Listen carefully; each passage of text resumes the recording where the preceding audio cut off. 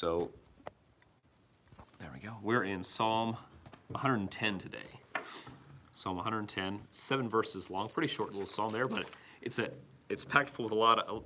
This is an exciting psalm. It's a Psalm of David, and it's called a Messianic psalm, which speaks to the futuristic kingdom of Jesus Christ here on earth, the literal.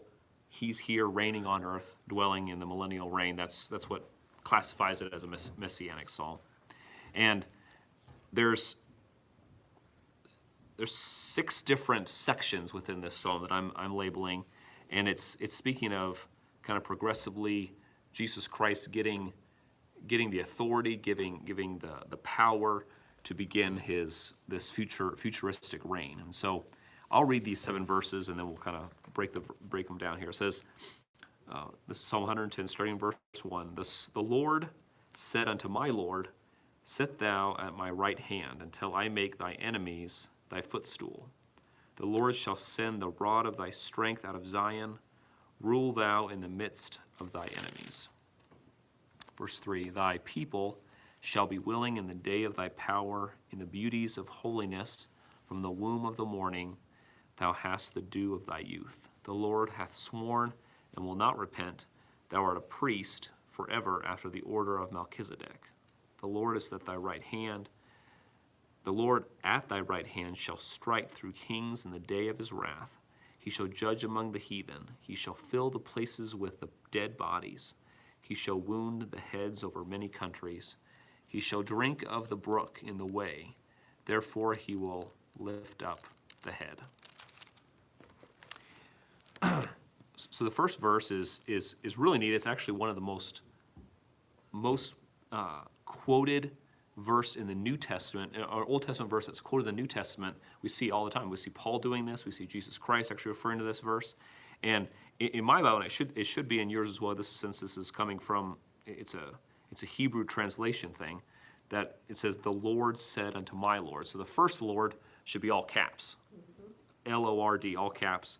Lord said unto my Lord, capital L, and then lowercase O-R-D. And that's referring to Lord, the all caps would be Yahweh. That's God the Father talking to, and David's saying he's talking to my Lord, which would be the Messiah or the Christ. And it would be referred to as the Christ or Jesus Christ.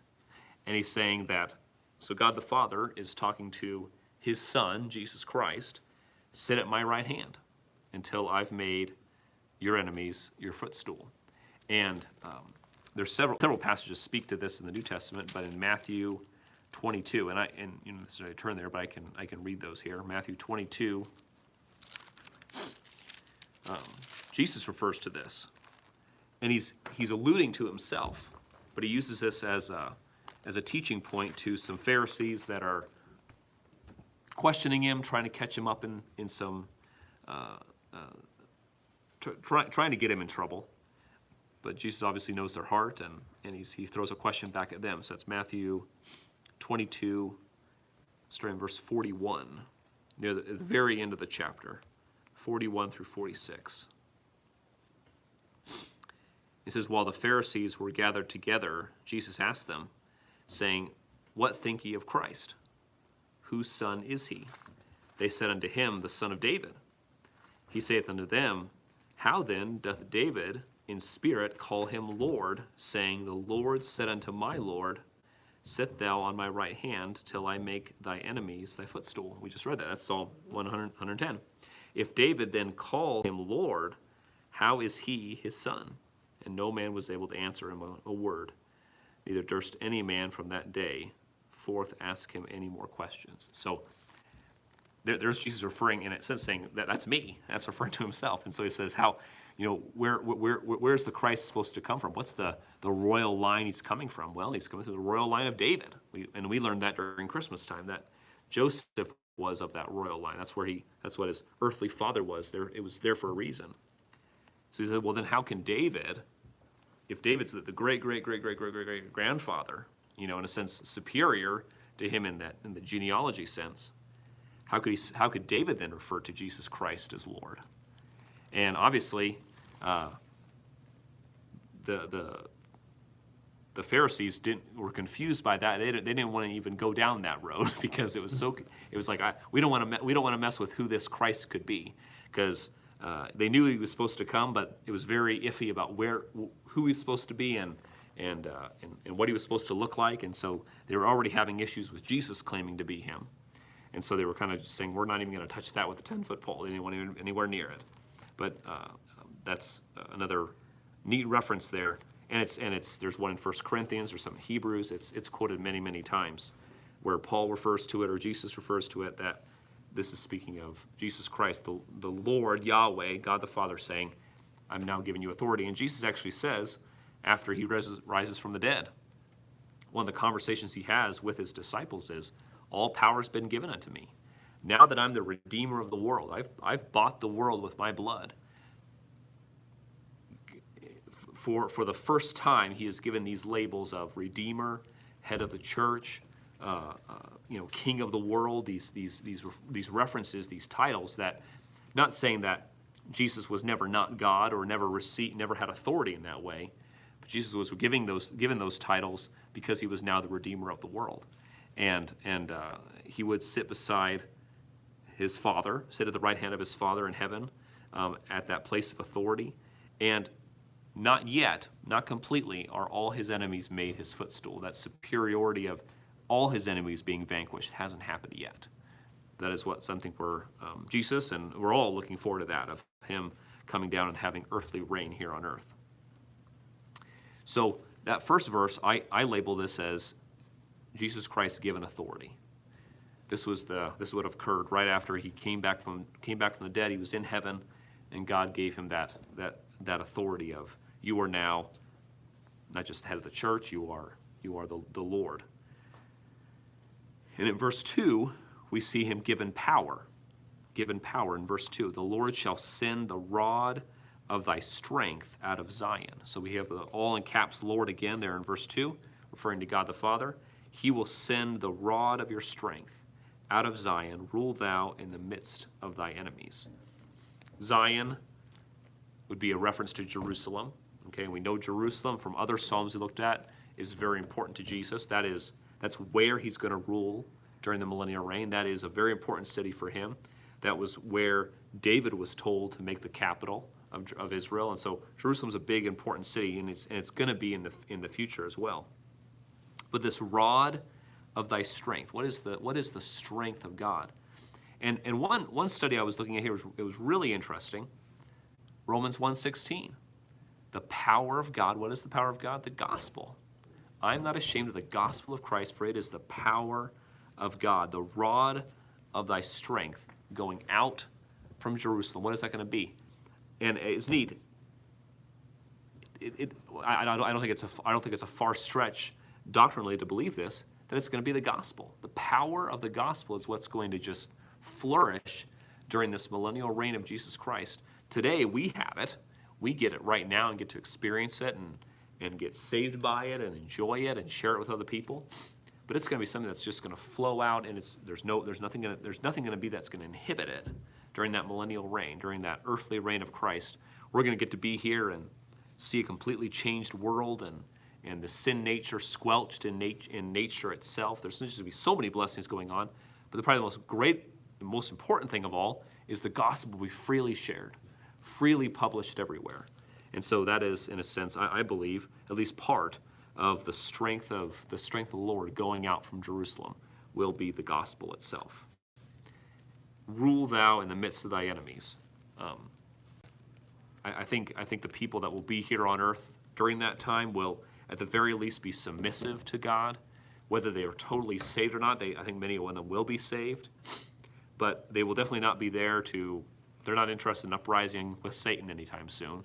They're not interested in doing a lot of shaking their fist at God, because they realize God's won. The Lamb, Jesus Christ, has done away with any opposition that was out there. And so there will be, in a sense, people that are still learning about the authority of God and how great and awesome he is. So in a sense, that ruling will be in the midst of the enemies, but the power of God supersedes all those things. He has squelched all opposers. In verse 3, we see God has given an army, or Jesus Christ has given this army. It says, thy people shall be willing in the day of thy power.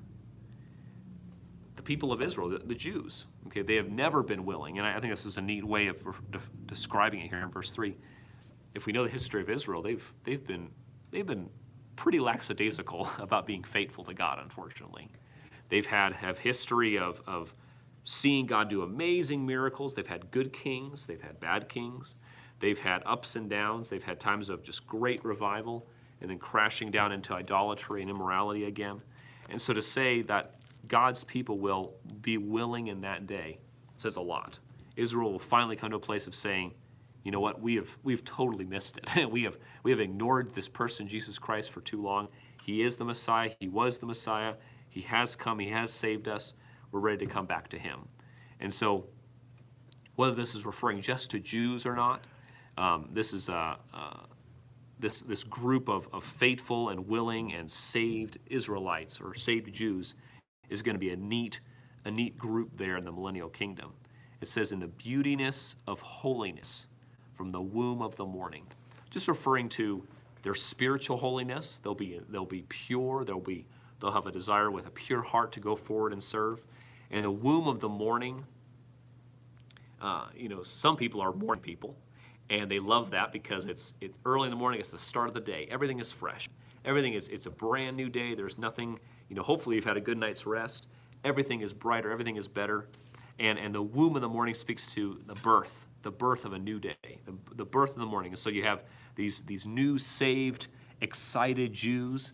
They know exactly who their Messiah is now, and they've begun a really a new chapter in their life and a new chapter in the life of the world as a whole by having them there and having them saved and excited. Thou hast the dew of thy youth. Not necessarily referring to them in age-wise as young people, but the excitement and vitality of young people is there. The dew of the youth, in the sense of, the dew of the morning is a kind of a freshness when it comes to the morning. A lot of people like that idea of the morning. It's been a cold night or a cool night. There's dew on the grass, and you wake up in the morning, the sun's shining. There's a glassy dew over a yard, and you go, this is a pure, clean, fresh day. That's the idea. That's the kind of the picture of these new Jewish people stepping out, saying, we're saved and we're ready to serve the Lord. I call this an army because the word there, the power, in the day of thy power, refers to an army. It refers to a group of people, not necessarily there to fight or to be in conflict, but a group of people excited to serve the Lord. So there's going to be that group there during that time. And then in verse 4, Jesus Christ is given priestly duties. He's given priestly duties there in verse 4. The Lord has sworn, the Lord, again Yahweh, has sworn and will not repent. You are a priest, or thou art a priest forever after the order of Melchizedek. And that's a really neat thing, because we see Jesus Christ is called the King.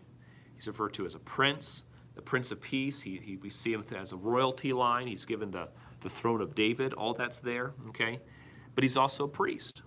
And we never saw that with kings of Israel. There was always priests and kings, but they were never combined. They never should be. The kings were never allowed to go in and be priests. And so here, Jesus is referred to as a priest of the order of Melchizedek, not of Aaron, not of the Levite line.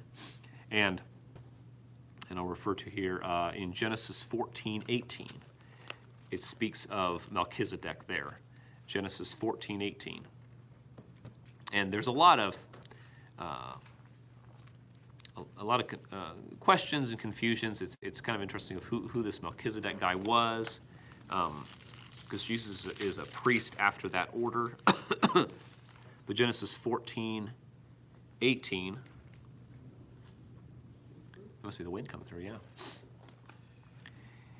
It refers to him, and the context is Abraham has just come back from, basically with his own private army.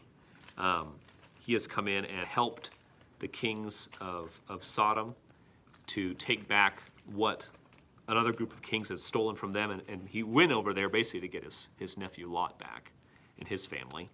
And he's interacting with them. And then in Genesis 14:18 it says, and Melchizedek, king of Salem, brought forth bread and wine, and he was the priest of the Most High God. And he blessed him and said, blessed be Abram of the Most High God, possessor of heaven and earth.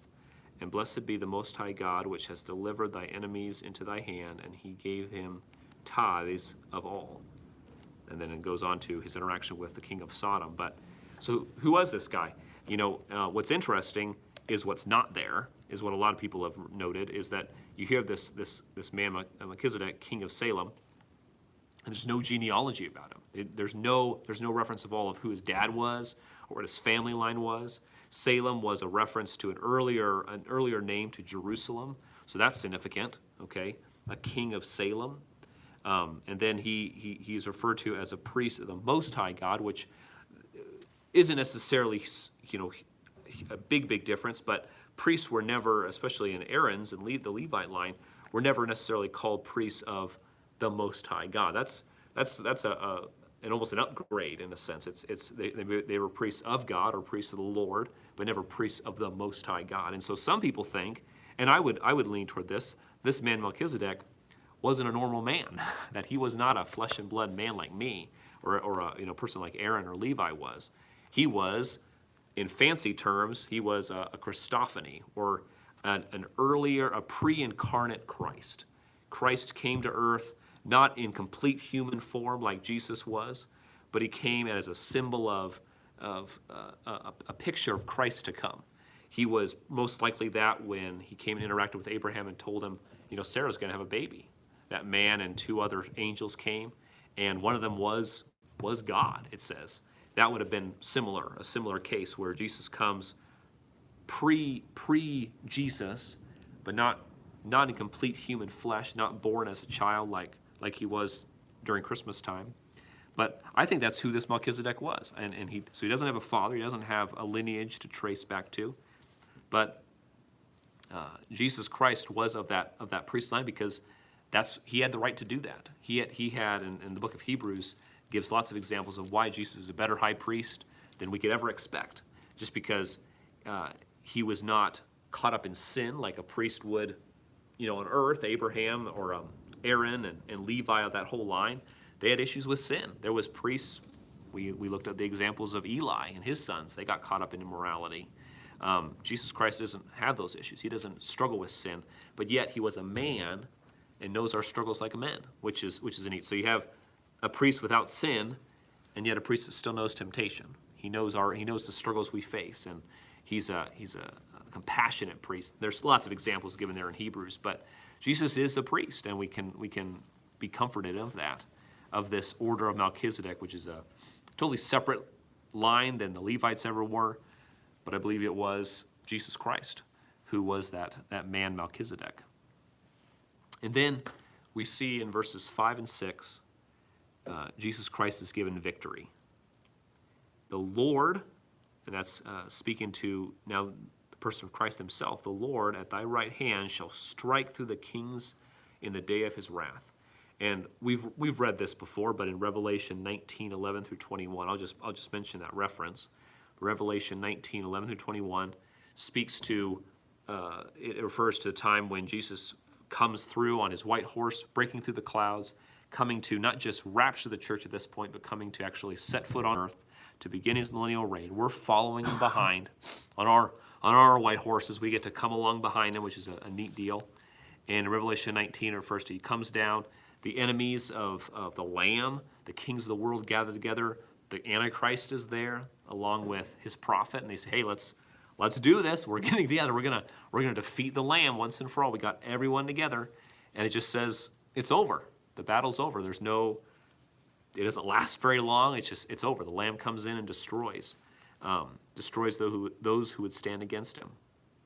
He will strike through the kings in the day of his wrath, referring to, I believe, the day of the Lord would be the day of that battle of Armageddon.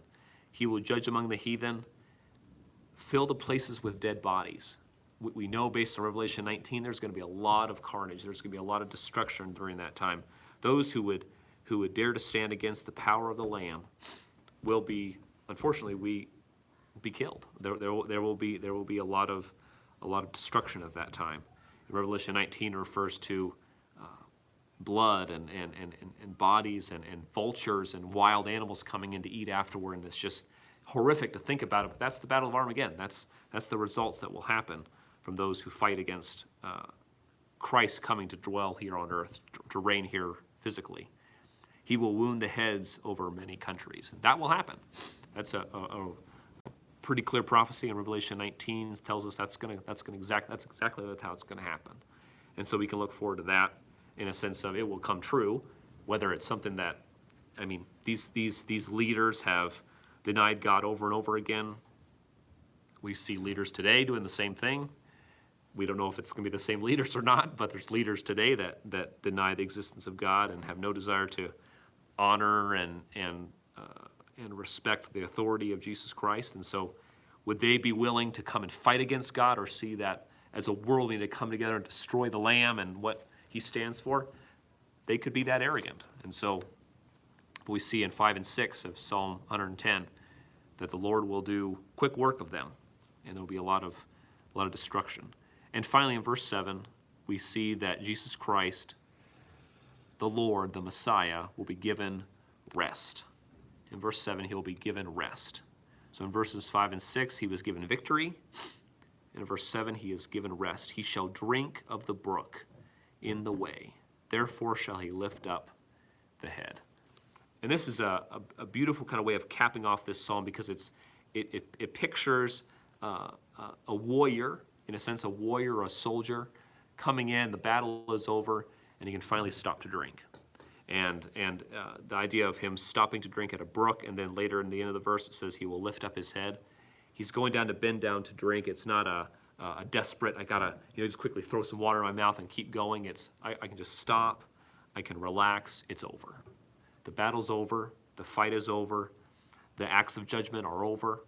God has given the Lord Yahweh has given the Messiah, Jesus Christ, victory in his battles over the wickedness and evil rulers, the kings and the heads of the countries that stood against Israel and the Lamb. It's over. The 1,000-year reign is now going forward with complete peace. Jesus Christ will have complete rule over the earth at that time, and he can. The picture of it is he can stop the drink.